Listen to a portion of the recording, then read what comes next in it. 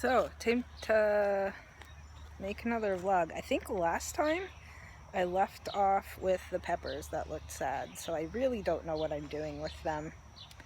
I've just sort of been watering around them, but then they started looking wilty, which I guess is good, because then I finally splashed some water on them. And also because it's a week later, the garden is ridiculous now.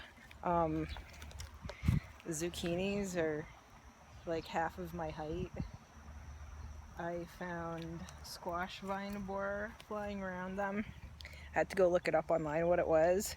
So then I sprayed BT all over the place and got some syringes online that should be coming today to inject the plants with BT.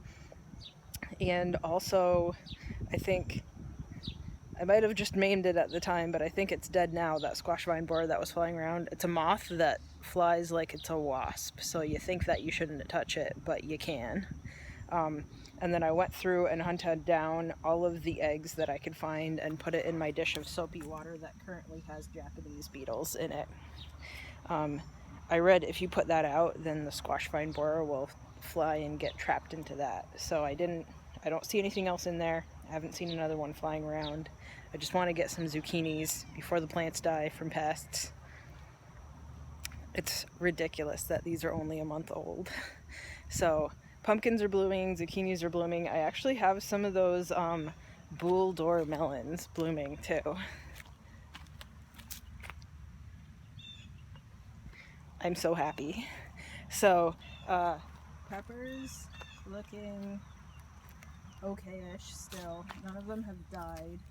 I started watering a little bit better and I put fertilizer on everything and then it looks a little bit better, so I don't know if I just wasn't feeding it or wasn't watering it enough.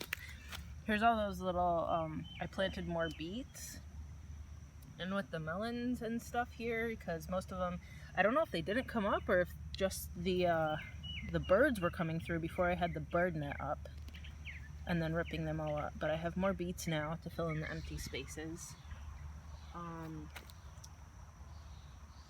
Yeah, so here's the jalapenos.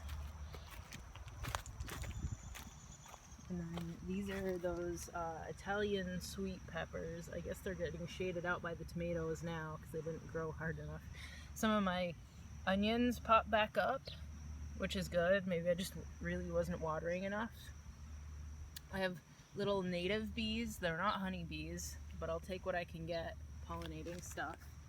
So I have to be careful about if I spray any sort of pesticide for all of the flea beetles. So I've been continuing to try not to spray too much of that spinosad soap around, but it's hard when all of your plants are getting eaten, you know.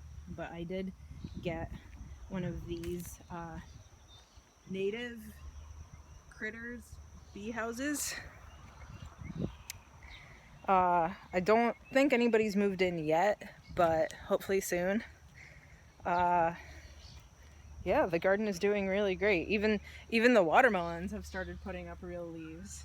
That's one of those moons and star melons, so I guess the leaves have yellow spots on it too. I'm so excited.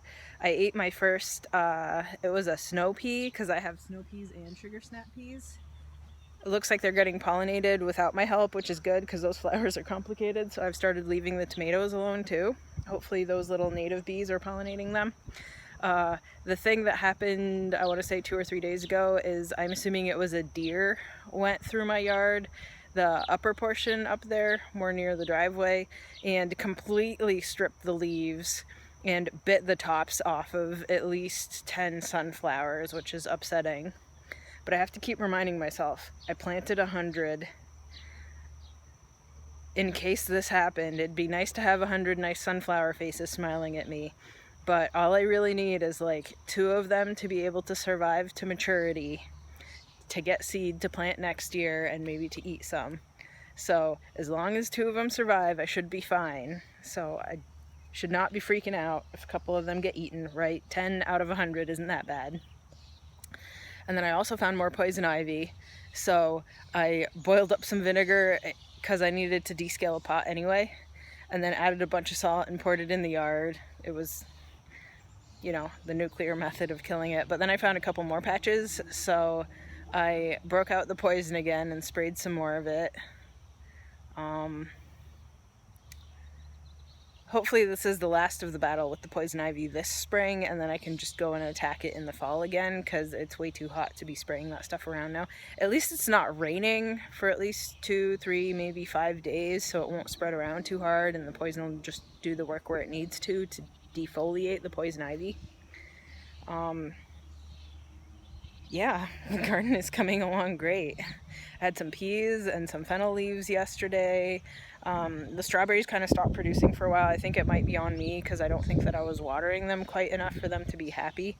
Because, you know, I grow the Nepenthes because my problem is overwatering, so that's why I grow swamp plants. So I wanted to err on the side of caution and not water as much as I wanted to out here. And considering it's been like 90-95 degrees off and on, I guess I need to water a little bit more than I was doing, but it's better than drowning the plants, like when the peppers were losing all of their leaves. So I planted a couple of borage seeds because I got some borage in. I also got Eritrean and lime basils, so I planted those. Those have come up too. The cinnamon and licorice basils have come up, so I'm going to be eating all sorts of tasty basils. What else? I planted out the milkweed seeds about a week or 2 ago. Maybe I should water them, even though they're on the swampy end of the yard there. But I should probably water them when I go through and water tomorrow. What else did I plant out? Some of the royal flycatch seeds looked like they were ready to sprout already, so I put them in when I put the rest of the flower starts that I had started over there where there's bricks and kind of that green cloth. It's that crinoline stuff that you put under poofy skirts. I saw somewhere online that the animals will stay off of it, and sure enough they have, so I'm giving those flowers a chance to actually start in the ground properly. My wildflower patch is doing really well. I've got a bunch of flowers in there. Today I had to open up a nice blue bachelor's button. I'm excited. I got in a bunch of different colors of clover's flowers, so yellow flowering clover, crimson, red, which is that usual dark pink one, and then I also got alfalfa seeds to put in the rest of the bare spots around the yard where I don't have flowers planted, just to get a ground cover in case the poison ivy thinks about covering even more ground, right? Because if you don't plant, nature will. And I wanted some more colors, and the clover is good for the bees because they're definitely going after the white ones in the yard. So I let it grow a little bit longer, so mowing it was a little bit rough, but I'm glad that I got all the bees and everything the opportunity to eat a little bit more before I mowed those flowers over. What else? I've still got a couple batches of seeds in the fridge, so I got some native wild strawberries from Monticello here in Virginia. So it might be a little bit too late to plant them out after they go through the 60 days in my fridge on damp soil that I started a week or 2 ago. Right, so it'll be like August, so maybe I'll be growing inside for a couple of months before maybe I put them down in the cellar with the Sarracenia for the winter. Meanwhile, the Leuco looks kind of bad, and that green miner is definitely dead. I don't know, I'm just not meant to be a Sarracenia farmer. I would show you how good the plant room looks, but somehow there's like a wasp or a hornet or something in there. I don't know how it got in. I hope it's not bringing friends. It's been a day. I want the plants to eat it already because do not want. So I haven't gone in there. I'm glad I watered a couple days ago, but I'm going to have to go in. Maybe I'll go in after dark tonight with slippers on so I don't step on something stabby to water those asparagus. I guess I'm not hardening off the rhubarb and posies today and tomorrow, or however long it takes for that wasp to get ate or die or something. So lots is happening, but not on my end, on the end with the plants. It looks like not in the Cebuenensis by Trusmediensis case, because I can't tell when the pollen took or not on that flower stalk, but on the Ventricosa by Trusmediensis front, what just buzzed over me, you can tell when the pollen takes on her because the pods will start to swell, and the ones where the pollen didn't take, it'll just like shrivel up those female little flower pods. So it looks like I'm definitely gonna have seeds from that. I might, because I have so many, right? I think I might give some away on the forums. I don't know when they'll be ripe because it takes an indeterminate amount of months. I can never tell. Based on when that Rob Cantley flower stalk ripened, right?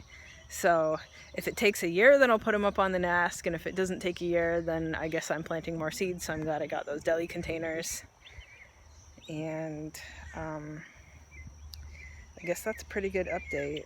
I had 11 more of those 25 asparagus seeds that I planted come up, so assuming they all survive the winter, I'll have 14 asparagus plants. So assuming they don't have to demolish any part of this garden in order to do that sewer conversion later in the year, assuming the world doesn't implode more with coronavirus,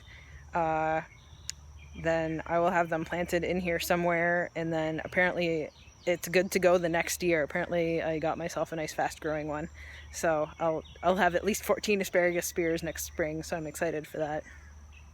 The deer tried to eat off some nice big rhubarb leaves too, so I hope they're enjoying that indigestion, and I hope they assume it's from the sunflowers and now they leave them alone, because those leaves are classified as poisonous, right? Because of all the what makes it, the stalk sour is really concentrated in the leaves. I don't know if they can process that or not, but I'm sure they at least had a little bit of heartburn, so that teaches them for eating my plants.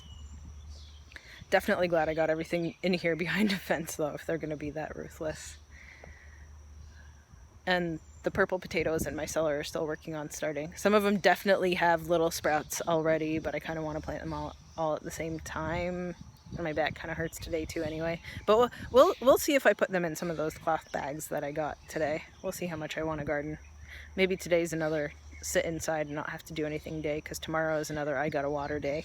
And it takes like 2 hours because I'm giving everything a deep water, and 100 sunflowers and 5 patches of wildflowers and at least 4 to 6 patches of various clover seeds takes a while because somebody planted a lot.